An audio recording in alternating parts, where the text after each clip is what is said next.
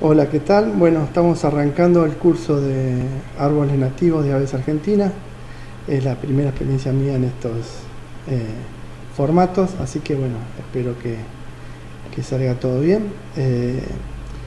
Mi nombre es Eduardo N. y me toca dar la primera clase, que la primera clase nosotros la damos, es una clase introductoria, podemos decir que es niveladora, así que es posible que algunos encuentren un montón de información que ya conocían, y la idea es esa, tener como un punto de partida donde todos nos pongamos de acuerdo qué es un árbol y qué es nativo. Eh, También en este arranque lo que quiero contarles más que nada es la historia en la cual ustedes están metidos. Es una historia que tiene muchos principios. Todos ustedes tienen ya un punto de partida en alguna historia que tiene que ver con la naturaleza. Nosotros simplemente lo que podemos hacer con estos cursos es acompañarlos, compartir lo que sabemos, y lo que también está muy bueno es conocer a otra gente que está en los mismos temas. Así que para arrancar yo voy a contar esa primera parte, que es la historia de los cursos de aves, de cursos de árboles nativos dentro de aves argentinas.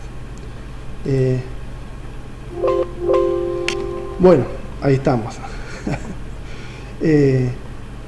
La cuestión es esta: el tema de los árboles nativos en la Argentina tuvo varios propulsores. Uno de ellos fue Carlos Taís, que todos lo conocerán como uno de los grandes paisajistas que vino a la Argentina en el siglo XIX. Él impuso algunas especies dentro de la jardinería más formal, como la tipa que vemos en fotos. Y ya dentro del movimiento más conservacionista yo rescataría a Milán Jorge Dimitri, que fue uno de los que trabajó arduamente en la valoración de las plantas nativas, la difusión de ello. Acá lo vemos a Dimitri en San Luis proponiendo un parque nacional que no se llegó a concretar, que es Papagayos. Acá lo vemos a Dimitri en el Parque Nacional Iguazú. Dimitri trabajó mucho en temas desde parques nacionales, en temas de difusión y capacitación. Fíjense, este es un curso de lo que llamaba antes interamericano, que hoy diríamos de otra manera, que se hizo en la Isla Victoria en la década del 60. Y él, una de las cosas que hizo Dimitri, que es muy interesante, es que hizo trabajos de difusión. Escribió varios trabajos sobre las plantas nativas, y también trabajó en este tipo de eventos, como son una fiesta de la flora argentina. Fíjense, en San Carlos de Bariloche hace 60 años, ¿no? 50 años y pico de años. Otro de los impulsores más recientes y tal vez más conocidos para muchas de las generaciones actuales fue Ricardo Barbetti, y es Ricardo Barbetti. Ricardo trabajó muchos años en el Museo de Ciencias Naturales, con lo cual tuvo una mirada de toda la Argentina, y bueno, fue uno de los que formó varias camadas de naturalistas, conservacionistas, entre las cuales me incluyo. Acá lo vemos a Ricardo, junto a Claudio Nardini y a Andrea Zuccari. Y bueno, él creo que fue uno de los grandes inspiradores de todo el movimiento que estamos viendo actualmente. O sea, todos en alguna medida estamos aprovechando lo que hemos aprendido de Ricardo, o lo que hemos transmitido, que nos ha explicado Ricardo, se lo estamos explicando a terceros, y algunos sin saberlo están aprovechando esos saberes que tuvo Ricardo en distintos momentos de su vida profesional, ¿no? Acá lo vemos, él fue el creador de un rincón del Museo de Ciencias Naturales que tiene un jardín nativo, por ejemplo, entre otras cosas. Y bueno, les comento brevemente que en Aves Argentinas, que es una entidad que tradicionalmente trabajó con aves, después arrancó la Escuela Argentina Naturalista, creada por Tito Naroski.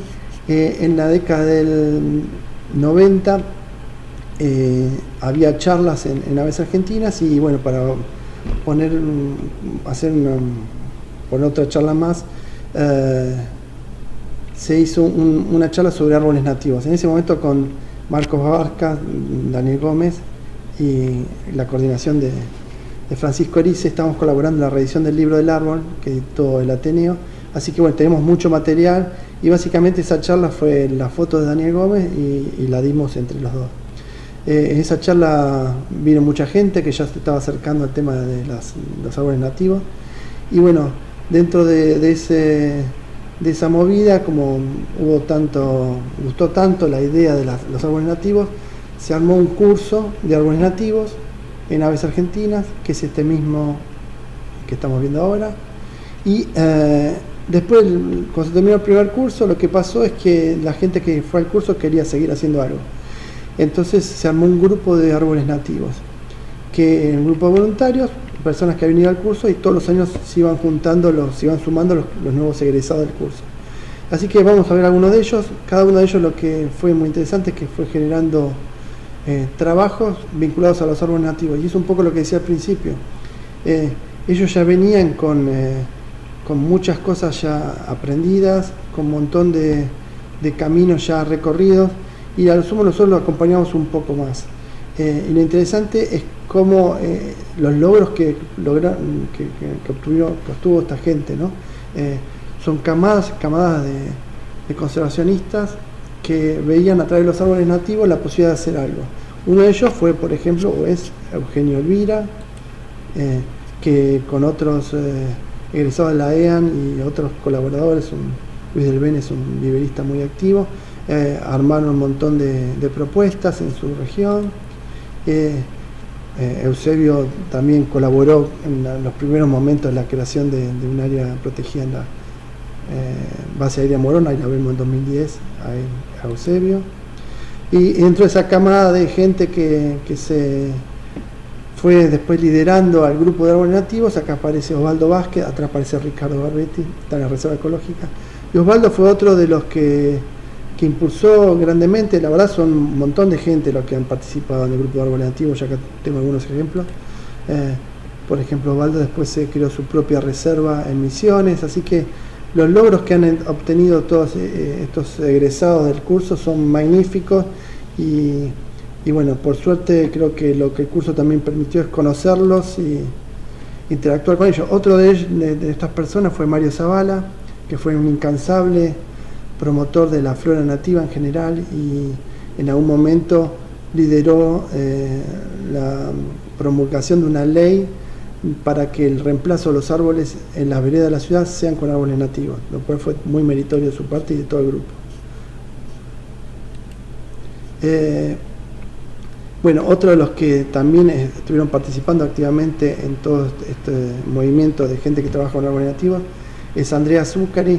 Andrea viene de otras disciplinas, la verdad que es muy complementario con todos los otros aspectos más naturalísticos, porque ella es psicóloga, trabaja en terapia hortícola, así que le dio a la vinculación y al cultivo de nativas toda una impronta muy diferente y una manera de pensar el paisajismo de otro lado que enriqueció siempre al grupo. Otro de los participantes era Marcelo.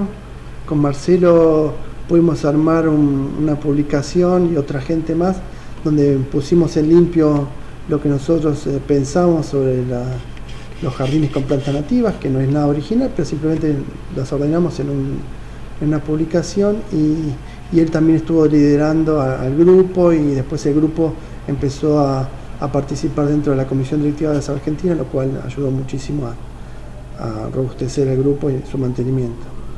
Así que bueno, las cosas que han hecho todo el grupo es muy numerosa. Acá la vemos a Amanda también, otra de las integrantes del grupo de árboles nativos, que hizo un montón de cosas, y junto con Roberto Rodríguez se armaron su propia reserva. La verdad que toda la gente ha ido sumando aportes.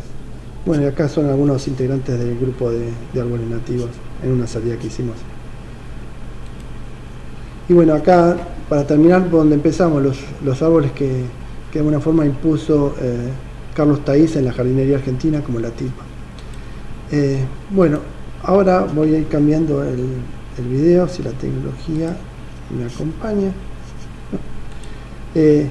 Y lo que quisiera compartir con ustedes es la parte central del curso, que tiene que ver con esto, ponernos de acuerdo en qué es un árbol nativo. Así que esta parte es bastante introductoria, y después al final vamos a volver a decir algunas palabras de lo que arrancamos hoy, que tiene que ver con los fanáticos de los árboles, porque lo que estamos queriendo madurar con estos cursos y que lo vemos que es totalmente posible, y lo que hemos aprendido entre todos es que tenemos un montón de gente que está capacitada para plantar árboles y crear bosques, y por ahí viene la cosa. Bueno, aquí llamamos árbol, bueno, ahí vamos a brevar en los aspectos más técnicos y vamos a buscar las definiciones que usan los botánicos, y la definición es muy simple. Básicamente un árbol es un vegetal que tiene una copa distanciada del suelo con un solo tronco, un tronco principal, y ese tronco, ese tallo es un tronco, tiene madera, tiene leño. Así que estos tres elementos, copa distante, un tallo y el tallo que sea un tronco, son los tres elementos que caracterizan a los árboles. Por supuesto, en la naturaleza vamos a encontrar un montón de variaciones sobre ello. El tronco en sí mismo tiene un montón de funciones esenciales para el funcionamiento de la planta. Dos de ellas son el sostén de la copa y la otra es la conducción de la savia. Y vamos a ver algunas cuestiones que tienen con eso.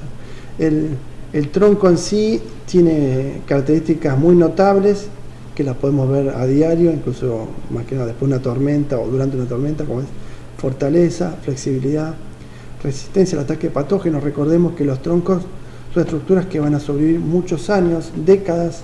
Hay troncos de ejemplares que tienen 3.000 años, así que son estructuras que están muy bien preparadas para sobrevivir. Y otro aspecto es que bueno, hay varias especies que son longevas, algunas en particular, por ejemplo el alerce, está dentro de las especies más longevas que hay en Argentina.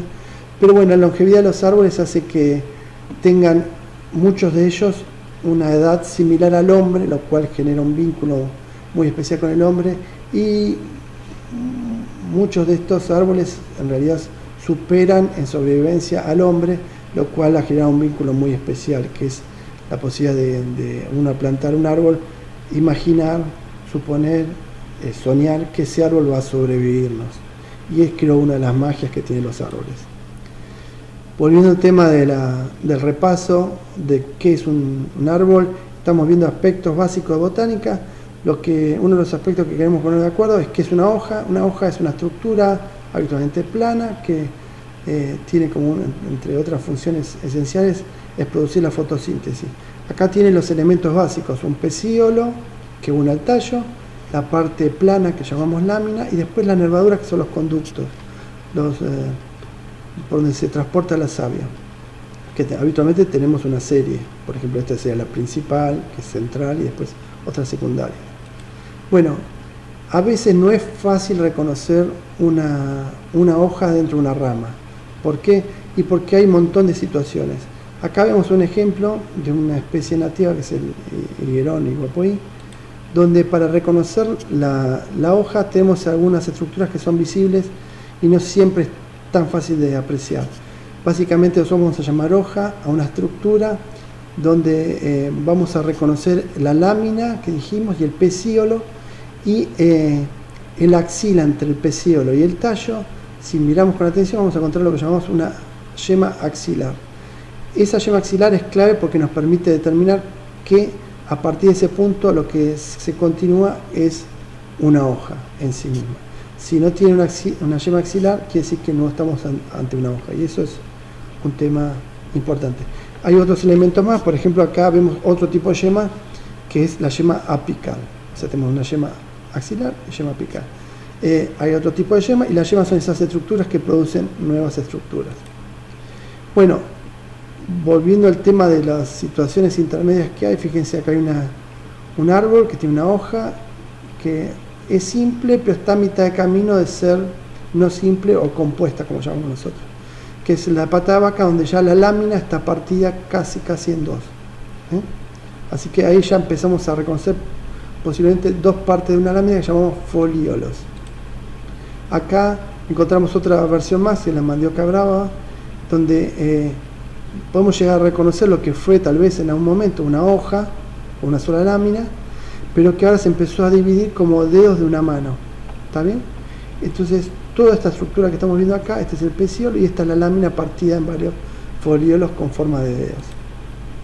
Bueno, acá tenemos una estructura un poquito más confusa, si se quiere, en principio. Cuesta entender dónde empieza y termina una hoja.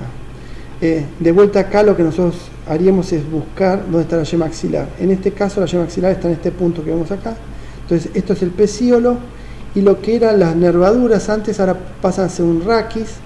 O sea, siguen siendo igual la idea de tener tejidos de transporte de savia, pero acá se convirtieron directamente en raquis, y lo que era una lámina tiene forma ahora de un montón de pequeñas láminas o folíolos.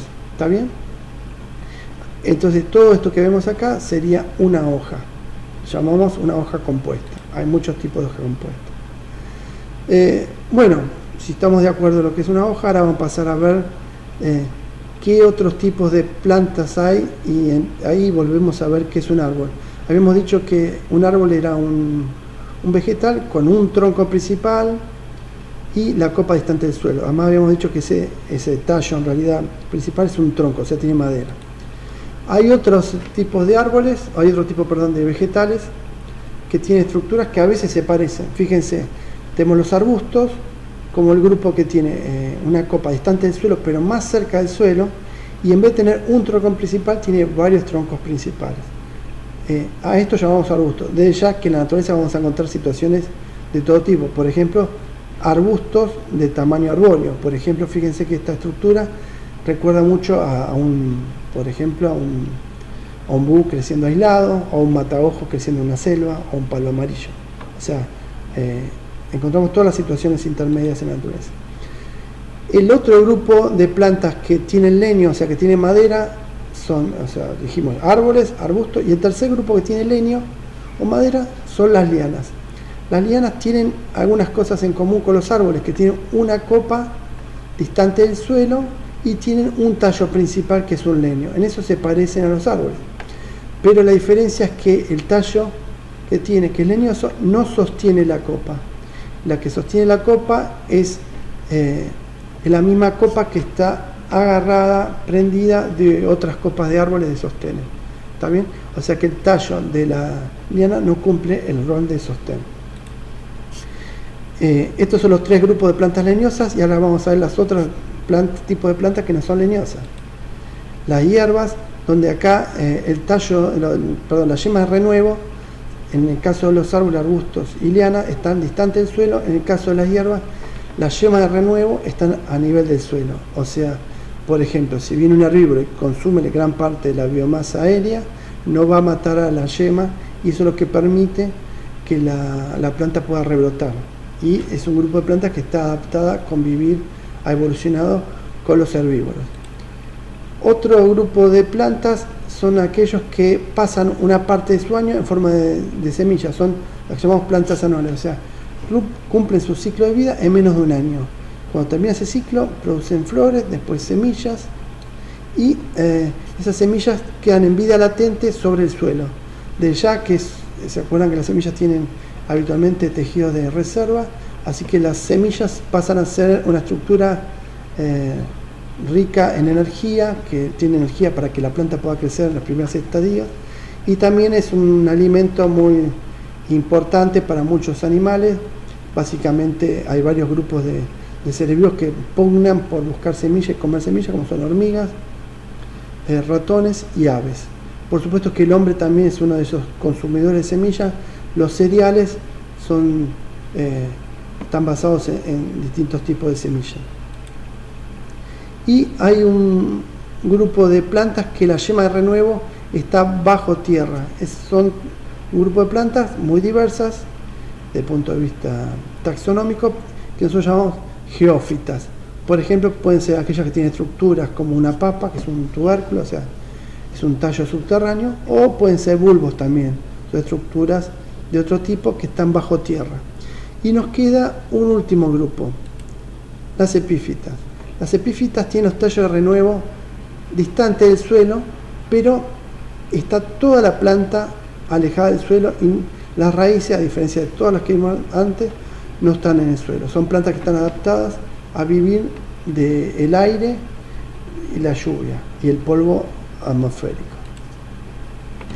Bueno, otro aspecto que queremos ponernos de acuerdo son las formaciones vegetales con árboles. Los grandes grupos son estos, una combinación de árboles con pastizales, llamamos sabanas, por ejemplo, como las que hay en Chaco.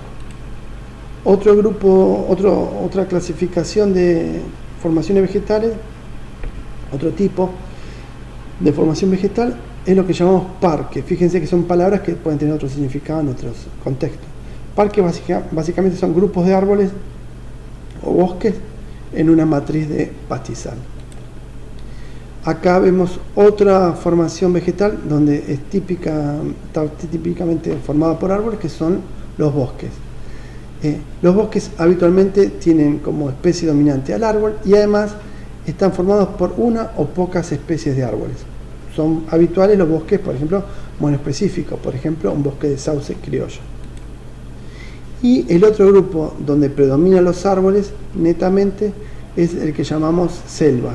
Las selvas se parecen en algún aspecto a los bosques, pero tienen algunas diferencias que nos permiten distinguirlas. Básicamente, los árboles que forman la selva son de varias especies, es bastante diversa, el dosel arbóreo, y después hay abundancia de lianas y epífitas. Si bien eso, a veces encontramos bosques que también tienen abundancia de lianas y epífitas, la combinación de los tres elementos, diversidad arbórea, abundancia de lianas y epífitas, nos definen a una selva. Además, las selvas tienen mucho más marcado que el bosque diferentes estratos vegetales, por ejemplo, un estrato herbáceo, un estrato arbustivo, un estrato de arbolitos y el estrato dosel, y a veces algunas formaciones tienen un estrato de emergentes, árboles que sobresalen del techo de la selva. Bueno, acá vamos a ver algo que todos ya conocemos, que es la madera. La madera es el componente principal de los troncos y lo que vamos a tratar de comprender qué significa esto, la madera. Acá vemos un corte de un tronco. Lo que nosotros encontramos son una serie de anillos. Bueno, esos anillos están formados por pocas estructuras. La mayor parte del tronco está formado por una estructura que se llama xilema. El xilema son los conductos que llevan elementos, básicamente agua y sales, desde la matriz del suelo, obtenida a partir de las raíces, al resto del vegetal, básicamente hacia la copa donde está el follaje que produce la fotosíntesis. Hay otros conductos que llevan los materiales elaborados que produce la fotosíntesis desde el follaje hacia el resto de la planta, que pasan a ser como los ladrillos a partir de los cuales se fabrica una planta, digamos. Esos conductos los llamamos floema y están en el corte de un tronco, están más exteriormente y son en cantidad o en volumen mucho menor al xilema. Y después encontramos dos estructuras más. Una es la corteza, que es la que encontramos en la periferia del tronco, en el exterior, que es una estructura de protección del tronco. Y otra estructura más es el cambium. El cambium, que lo encontramos ubicado entre el xilema y el floema, es una yema en realidad, que es la que genera los nuevos anillos de xilema y de floema. O sea que es un meristema también. Acá vemos un poco más en detalle las mismas estructuras. La mayor parte del tronco entonces es xilema, o sea, los conductos estos que llevan agua y nutrientes desde el suelo hacia la copa. Acá lo que empezamos a ver es en detalle parte de ese elemento que llamamos madera, que serían los paquetes de xilema. Fíjense, en realidad el xilema son como caños, como mangueras, podemos decir, que van desde las raíces a la copa. Lo que encontramos es que esos caños podemos llegar a encontrar con distintas estructuras intermedias que les dan fortaleza y que forman estructuras más complejas, si se quiere, si se ve en detalle, pero básicamente cuando hacemos un corte del tronco lo que encontramos son esos canitos o tuberías de la madera. Bueno, y lo que empezamos a ver en detalle cuando vemos la madera es que con frecuencia, no en todos los casos, encontramos que hay líneas que son como anillos que forman en la madera, y cuando entramos a ver en detalle nos damos cuenta que en realidad es la misma estructura, que sean los caños estos cortados, pero que hay unos cañitos que son grandes y otros caños que son pequeños, ¿Qué es esto? Es que durante los periodos favorables, básicamente cuando una planta tiene buenas condiciones de temperatura y humedad, forma estructuras grandes, y cuando empieza a declinar ese momento favorable, empieza a producir cada vez estructuras o tejidos de xilema más pequeños, donde la proporción del borde es mayor, entonces se ve un color más oscuro que está por el borde, mayor densidad de bordes de estos caños. Esto está producido, acá vemos un climograma de la zona donde vive el pehuen, que son los bosques andinos patagónicos, en particular en la región de Neuquén, en la Argentina, que vamos a ver que hacia el verano tenemos temperaturas favorables, pero las precipitaciones se dan mayormente en invierno. O sea que el momento favorable para esta planta, que es el pehuen, sería este momento intermedio, cuando empieza a tener temperaturas favorables y todavía tiene seguramente en el suelo parte de la humedad que fue acumulando durante el invierno. ¿Está bien? Entonces tenemos un momento favorable y un momento desfavorable, que sería posiblemente el momento que tiene muchas altas temperaturas y poca agua, o el momento que tiene mucha agua pero tiene poca temperatura. Así que ese sería el gran periodo de crecimiento más lento, inclusive puede haber un momento donde se puede detener el crecimiento del xilema. En cambio, si vemos un pariente del pehuen, que es la Araucaria de Misiones, donde el clima es mucho más favorable y no hay una estación tan marcadamente desfavorable como vemos en Patagonia, sino que tenemos condiciones de temperatura y de agua más o menos adecuadas todo el año. Entonces simplemente va a haber un momento del año donde va a haber menos temperatura, donde se va a producir unos xilemas más pequeños, pero simplemente eso. O sea que en el corte de un leño de un pehuen vamos a encontrar anillos bien marcados. En el corte de un pino paraná o curí vamos a encontrar anillos mucho menos marcados, porque no hay prácticamente estación desfavorable. Y en las muchas especies tropicales donde no hay estación desfavorable, prácticamente no vamos a encontrar anillos. Y lo que nosotros vemos como anillos en realidad son estructuras que semejan vasos. Por eso hemos hecho este dibujo. O sea, el xilema en el primer año es una especie de un cono. Cuando cortamos lo vemos como un círculo, y las sucesivas capas de xilema nuevo se van a ir acumulando en la periferia del primero o del anterior. Entonces las estructuras que vamos a ir encontrando más jóvenes son las más externas del xilema, que son esos tejidos que traían los líquidos y las sales de las raíces hacia la copa, y con el tiempo lo que vamos encontrando es la acumulación de esos anillos, si lo vemos como un corte, o de conos, si lo vemos en 3 dimensiones. ¿Está bien? Y así vamos a ir viendo. O sea que si yo hago un corte, el xilema más viejo es el que está en el medio, y el más nuevo es el del último año, es el que está en la periferia. En general, en árboles muy longevos, la parte externa es la que queda funcional, y con frecuencia la parte interna pierde funcionalidad. ¿Está bien?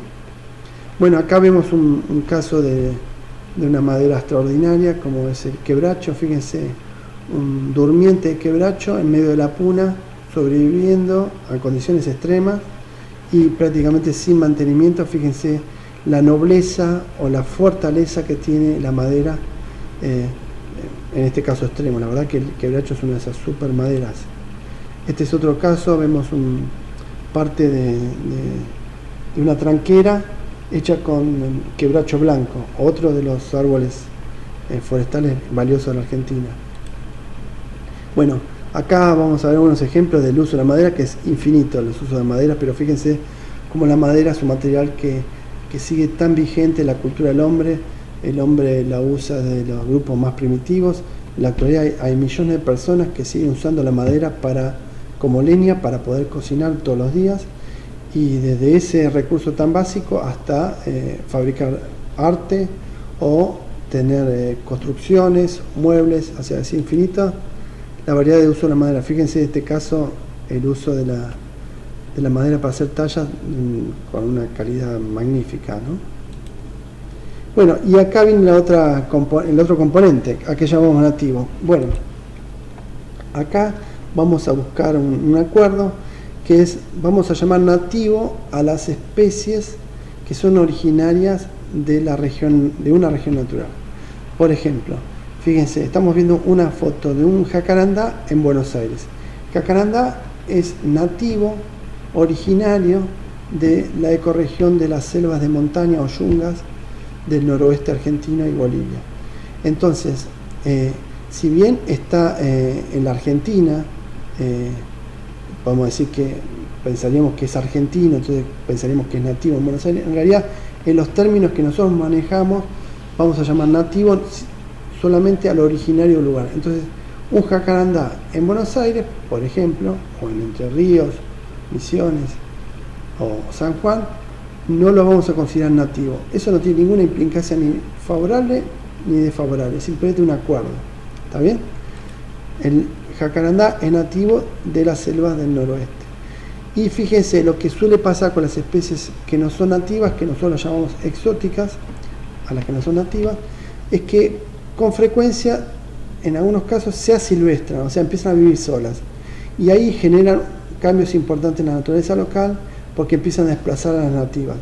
Generalmente no tienen los controladores naturales que tiene su patria, y crecen en forma desmedida y de a poco van corriendo a la flora nativa y generan uno de los problemas de conservación más graves que hay en la actualidad, que es la propagación de plantas y animales exóticos en la naturaleza. Acá vemos, por ejemplo, un jacarandá creciendo en una construcción en la isla Martín García. En este caso, decimos que el jacarandá es una especie exótica, cuando estamos parados en la isla Martín García. Y acá está la contrapartida. Las plantas nativas están vinculadas con la flora y fauna local. Por ejemplo, significa que tienen controladores naturales, especies de animales que consumen sus hojas.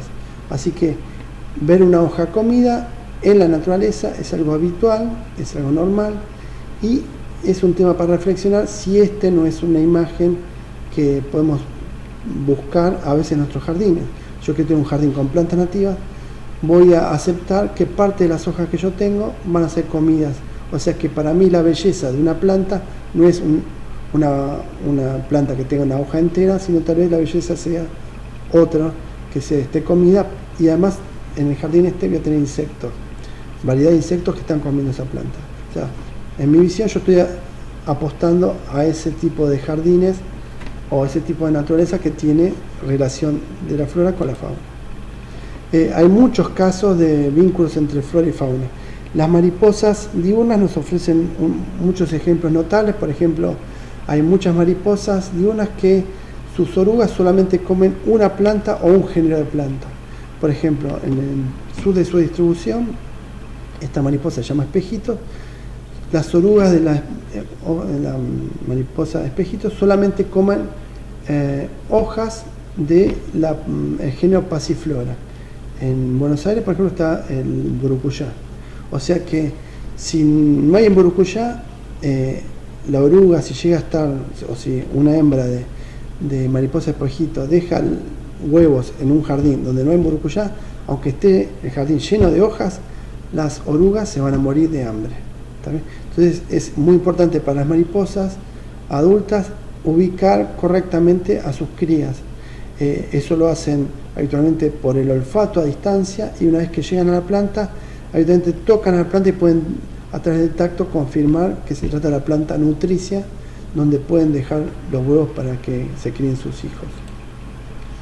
Y bueno, entre otros problemas, lo que encontramos con las especies exóticas que van ocupando el lugar de las nativas. Por ejemplo, acá vemos un bosque lineal, un bosque de alambrado de tala, en la provincia de Buenos Aires, donde empezó a ser colonizado por una especie exótica, una especie de Asia, que es el ligustro.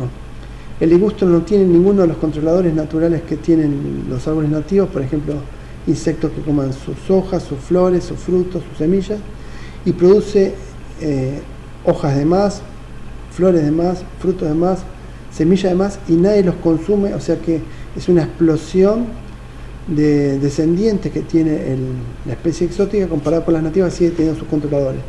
Y uno de los problemas que causa es que, por ejemplo, como se ve en este caso, este árbol de ligustro va a ir generando renovales que tarde o temprano van a ir tapando a toda la formación y van a dejar nos van a dejar en condiciones favorables para que sobreviva el tala que necesita sol directo. Este proceso es uno de los procesos más graves que hay ahora en este momento de proceso de degradación ambiental, que es la proliferación de especies exóticas, porque simplifican las comunidades originarias. Bueno, acá vemos un pariente del ligusto, que es la ligustrina. Fíjense la cantidad de frutos que producen. Para colmo, estas especies que son exitosas generan frutos que son comestibles para las aves, y hay grupos de aves que son las frugívoras principalmente, que se alimentan de la pulpa y liberan la semilla. O sea que tienen un grupo que favorece su dispersión. Bueno, lamentablemente en la Argentina estamos llenos de ejemplos de plantas exóticas, muchos árboles. Por ejemplo, esta es una acacia australiana que se está silvestrando en las sierras bonaerenses. Este es un eucaliptus que puntualmente va apareciendo en algunos sectores, algunos lugares húmedos del litoral, en las sierras también. Este es otro caso que es muy abundante en la Argentina templada, que es la palmera de las Islas Canarias. Es endémica de las Islas Canarias, está en peligro de extinción en las Islas Canarias, pero fue traída en el siglo XIX a la Argentina, y a partir de mitad del siglo XX, cuando ya había ejemplares muy grandes, tuvo una combinación que fue un flujo de abundancia de algunas aves frugívoras, como los zorzales, que están dispersando la especie en forma explosiva, y hoy es una de las especies más exóticas, más agresivas que tenemos en la región templada. Y bueno, este es un mapa con las ecorregiones de la Argentina, donde vamos a hacer una breve reseña de las ecorregiones con árboles. En la Argentina hay más o menos 15 ecorregiones terrestres y 3 marinas.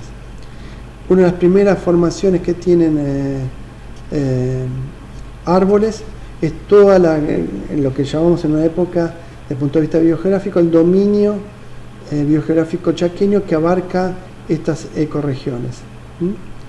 Varias ecorregiones arboladas. Por ejemplo, el Chaco húmedo, acá vemos formaciones tupidas, montes de árboles, y acá vemos un esquema que ha hecho Ángel Julio Cabrera, el gran fitogeógrafo de la Argentina, donde muestra las vinculaciones entre los distintos componentes de lo que es el dominio biogeográfico chaqueño. Básicamente el esplendor del dominio es el Chaco.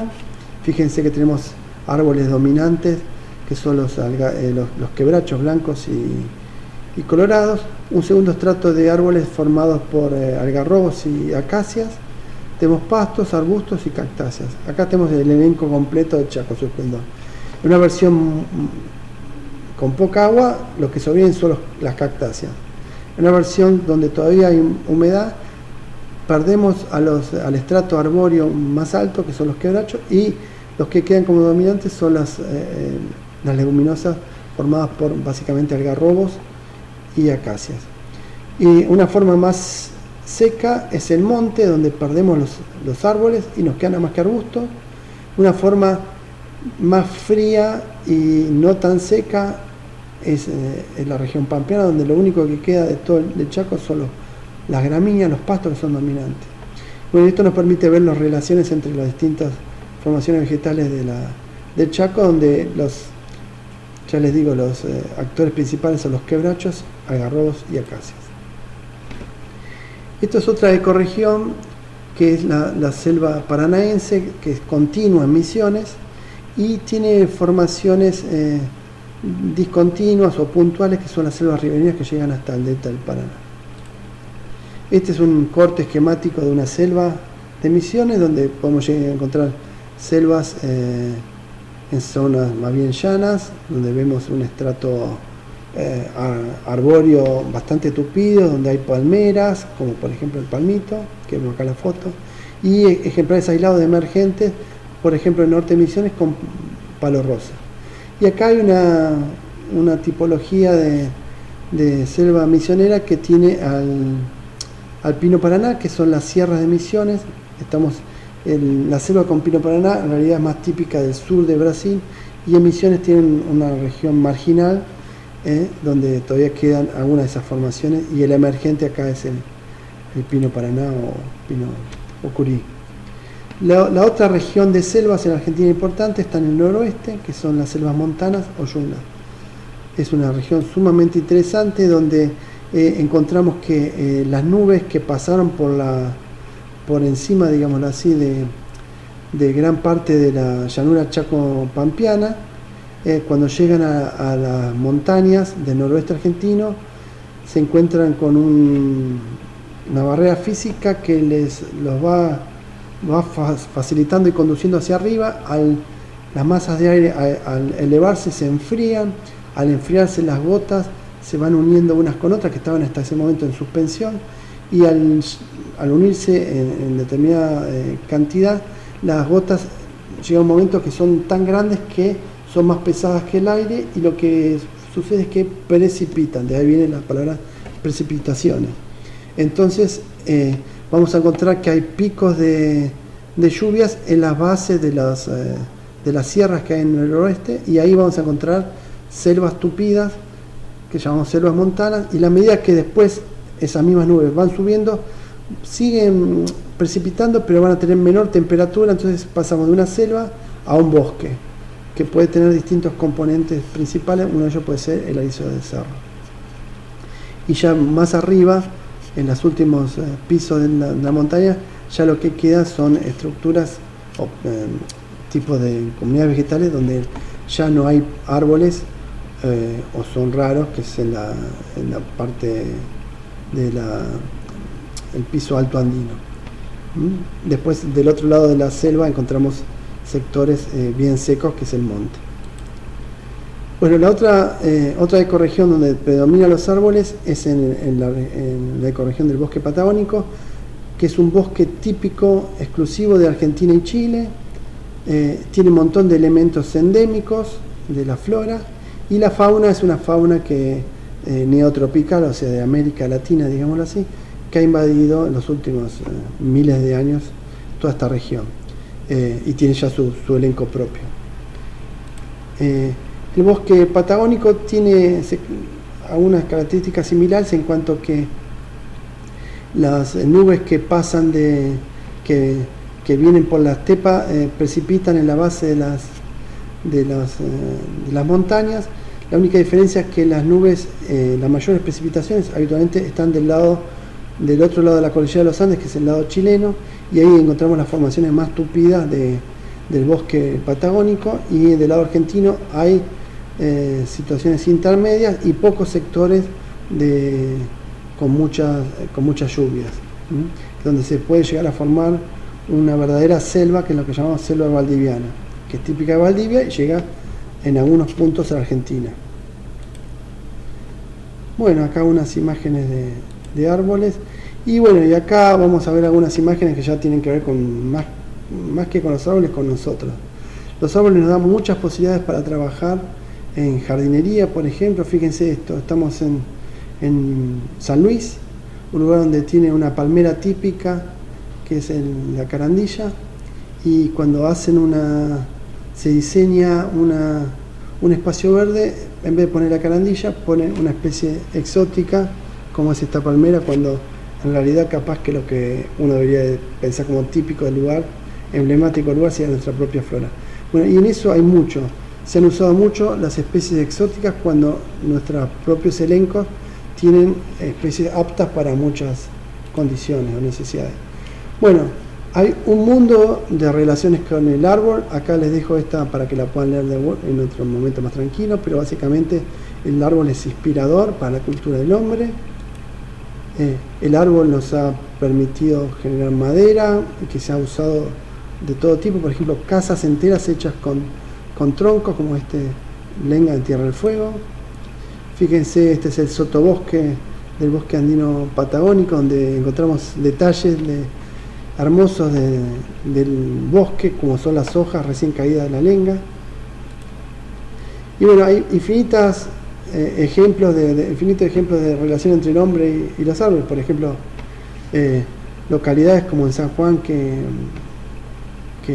barrios enteros que ponen nombres de árboles en las calles, o esto de tener un edificio y poner un árbol dentro de un edificio, o esto de considerar algunos árboles históricos, que es una situación bastante particular porque pasan a ser importantes si solo si hubo un evento histórico, que tal vez no hace falta que exista ese evento histórico para que sea un árbol valioso posiblemente. Pero bueno, este es uno de esos ejemplos de árboles históricos porque hubo un encuentro de alguna personalidad de la historia argentina.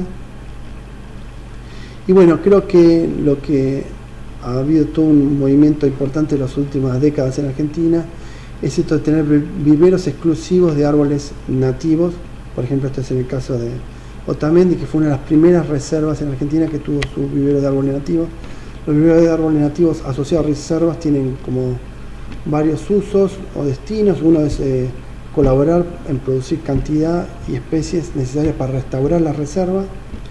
Otro es para forestar la periferia o la zona de amortiguación de la reserva que tenga árboles nativos en vez de tener árboles que sean exóticos. Y el vivero en sí nos da la posibilidad de generar talleres y la posibilidad que la gente se pueda encontrar con la multiplicación de las plantas y conozca las plantas a través del hacer. La verdad que da muchas posibilidades los viveros. Este es otro ejemplo de un vivero de árboles nativos, esto es en Tucumán, la reserva de Orcomolle, donde los estudiantes universitarios y los docentes colaboran en la realización de viveros de árboles nativos con todos estos fines que dijimos anteriormente. Es un ejemplo de una reserva universitaria. Este es otro caso, bueno, hay infinitos casos. Este es una ONG que produce árboles nativos en Bariloche, la ONG se llama Sembrar. Este es otro caso bueno, esto es una historia muy larga, voy a hacerlo corto. Acá aparece una de las personalidades nuestras, de la historia nuestra de aves argentinas y de la escuela naturalista, que fue uno de los que llevó la escuela naturalista a Tierra del Fuego. Pero bueno, lo que quiero comentar es que gracias a todo este grupo de naturalistas que hay en Tierra del Fuego, hemos conocido a la gente que trabaja en el vivero municipal. Ahí está uno de sus referentes, y está buenísimo porque él nos fue contando cómo este acercamiento que viene de muchos lados, seguramente todos estos naturalistas habrán contagiado en buena medida a este hombre el cariño por las plantas nativas. Él se daba cuenta que en otoño el bosque de lengas se llenaba de renovales, que la mayoría no prosperaba. Entonces lo que hicieron del vivero municipal era ir a buscar los renovales de lenga o de otras especies, como es el coihue de Magallanes. Buscaban los plantines y los tomaban y los llevaban al vivero municipal, y era una forma de multiplicación de la flora nativa, y empezaban a poner árboles nativos en el paisaje de la ciudad de Ushuaia. Algo tan simple como esto, pero sumamente motivador. Bueno, esto es un ejemplo de los extremos, lugares donde nos cuesta tener árboles. Por ejemplo, la estepa patagónica. Este es un lugar, una localidad de la estepa patagónica, es Río Grande, en Tierra del Fuego, donde acá una persona con mucho esfuerzo logró tener unos árboles nativos de una forma muy particular con el arte del topiario. Otro ejemplo donde se ha trabajado mucho con árboles, donde ha quedado la impronta de esto de festejar el Día del Árbol en esta región. La verdad que es muy meritorio, que es la zona de Bellavista, y donde encontramos, por ejemplo, una de las pocas especies casi, diríamos, endémicas de Argentina, que es la acacia tramentaria, un ejemplar fuera de su distribución natural, pero en este corredor, este lugar donde la gente hace años y décadas mantiene el festejo del árbol. Bueno, acá está la acacia tramentaria. Otros lugares que cuesta mucho tener un árbol es la puna. Hay muchas alternativas, historias que tienen que ver con esto, pero acá vemos un aspecto de tener árboles en torno a las casas, que es un gran trabajo, porque la condición natural no ayuda al crecimiento de los árboles. Bueno, y este es otro de esos casos atípicos o interesantes, lugares donde prácticamente los árboles son arbustos, o sea, lo poco que hay son unos árboles pequeños. Esto es en Gobernador Gregores, que antes se llamaba Cañador León. Había un bosque de una especie de esquinus endémico de la Argentina, que es un arbolito de 3-4 metros de altura, Y bueno, en esa región había un pequeño bosque de esta formación y hoy hay una ciudad. Ha quedado la casa de unos primeros pobladores y en torno a esa casa han quedado varios de estos árboles. Fíjense, han construido no me acuerdo si era un museo o un edificio gubernamental y han respetado a uno de estos pocos árboles que han quedado de este bosque, ¿no? En una zona poco habitual. Pero bueno, y lo que me interesaba era que hace muchos años en esta localidad se llegó a reconocer el árbol más antiguo y se lo ha puesto una chapa que lo recuerda. Fíjense, en el año 39 ya se reconoció este ejemplar como un ejemplar valioso.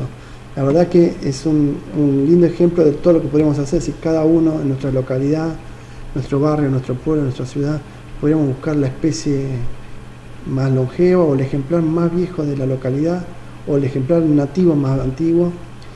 Sería la verdad que muy meritorio y si se pudiera reconocer más todavía.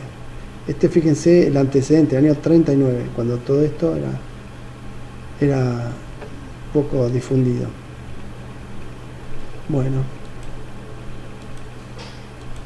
y acá ya estamos terminando la presentación y lo que nos queda es una última parte donde vamos a abordar otra mirada de los árboles, que es compartir la mirada de terceros. Vamos a hacer un repaso muy general, ustedes lo van a poder leer después más tranquilo, pero un poco lo que queremos rescatar es esto, cómo han visto los árboles nativos un montón de gente en distintos momentos de la Argentina. Tenemos autores de todo tipo, bueno, Dimitri, Holmberg, como los destacados. Holmberg puede ser uno de esos grandes naturalistas de la Argentina. Fíjense la capacidad de poder observar y encontrar cosas donde otros no veían nada, ¿no? Bueno, esta es una de las estrellas de los bosques patagónicos, ¿no?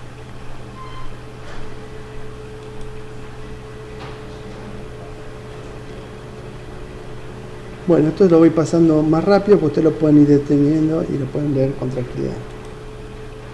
Bueno, este es otro caso, ¿no? Una palmera, que no podemos decir que sea un árbol, pero tiene porte arbóreo. No podemos decir que tenga leño, pero tiene un tallo bastante fibroso y resistente. Es muy usado todavía en el norte argentino para techos. Y acá lo que rescatamos es este dibujo de una publicación de Lucien Haumann y bueno, las palabras de Esteban Maradona.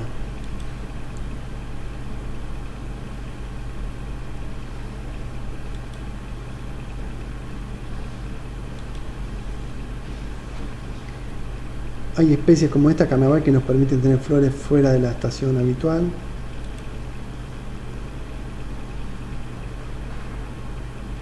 Este es uno de los forestales más importantes de la Argentina. Bueno, este es uno de los árboles que más posibilidades artísticas ha permitido, más que nada en la época de los jesuitas. Bueno, acá vemos en floración un chañar plantado por Benito Carrasco en el Rosedal. Es un ejemplar centenario, ¿no? Bueno, unos grandes de la botánica argentina, de los magníficos, más lúcidos que hay, es Raúl Martínez Crobeto.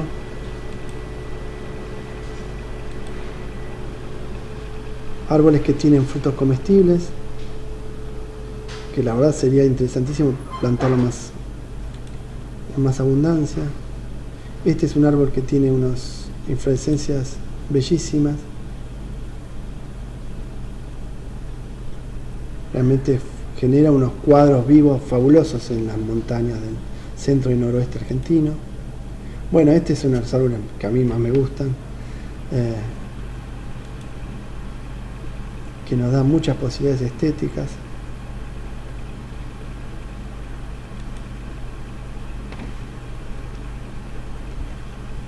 Bueno, fíjense que van pasando todo un poco una selección de los grandes botánicos viajeros de la Argentina y hemos rescatado algunas de esas expresiones suyas, ¿no? en este caso más antiguos todavía, fíjense, un religioso.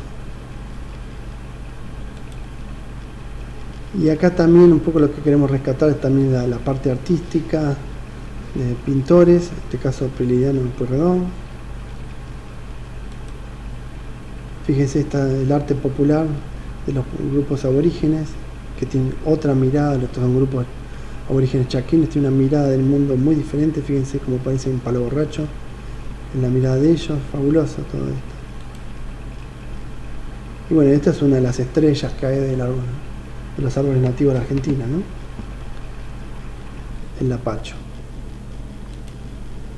Y bueno, para terminar, queremos mostrar un cuadro del momento en que florecen los lapachos en Misiones. Es uno de los momentos más lindos que hay en la selva misionera, que era la época que para los guaraníes se venía la primavera, porque ahí florecen a fines de invierno.